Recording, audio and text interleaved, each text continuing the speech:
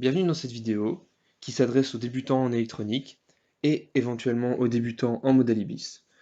Généralement, les deux ne vont pas de pair, mais il en va de soi que cette vidéo est ciblée pour des débutants en électronique et qui voudraient apprendre un peu plus sur le modèle IBIS.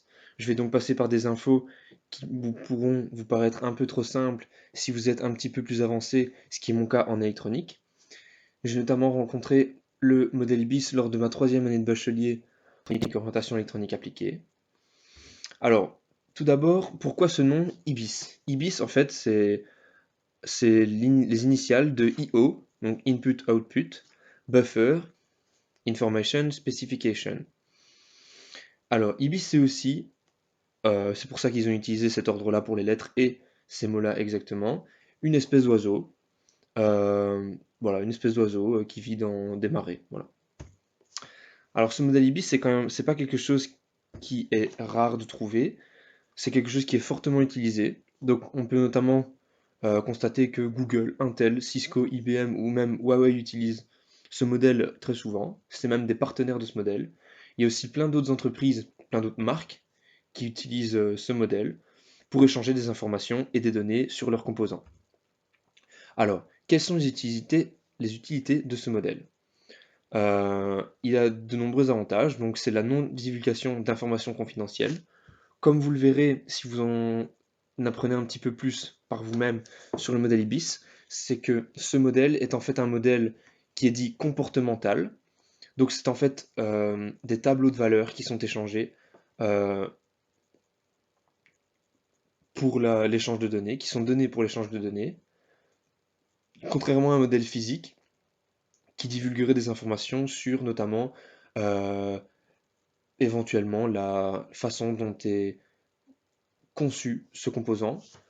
Ça facilite donc l'échange entre les fabricants et les utilisateurs finaux. Et comme c'est un modèle qui est dit comportemental, qui est donc déjà, qui donne déjà les valeurs à rentrer dans les simulateurs, c'est un modèle qui est 30 fois plus rapide qu'un modèle physique. Alors il en va de soi que je vais rappeler ce qu'est un état haut et un état bas.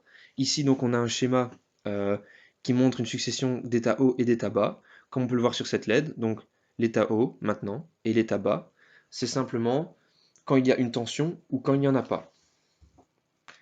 Alors cette tension n'est pas toujours parfaite. Imaginons qu'on ait une tension à l'état haut de 3 V3. Il en va de soi que pour passer de 0 V à 3 V3, on va passer par toute la plage de tension qui se situe entre 0 V et 3,3 V. Et pareil quand la tension va passer de 3 V3 à 0, on va donc passer par toutes les tensions qui sont entre ces deux tensions.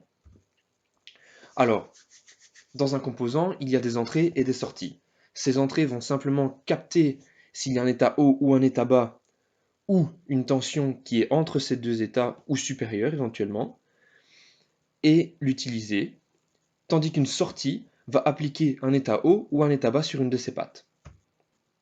Du coup, ce que ce modèle fera de ses entrées et de ses sorties, de ses états hauts et de ses états bas, ça va être de caractériser le fonctionnement du composant, plus précisément des entrées et des sorties du composant, face à ces différents états hauts, états bas ou à ces transitions.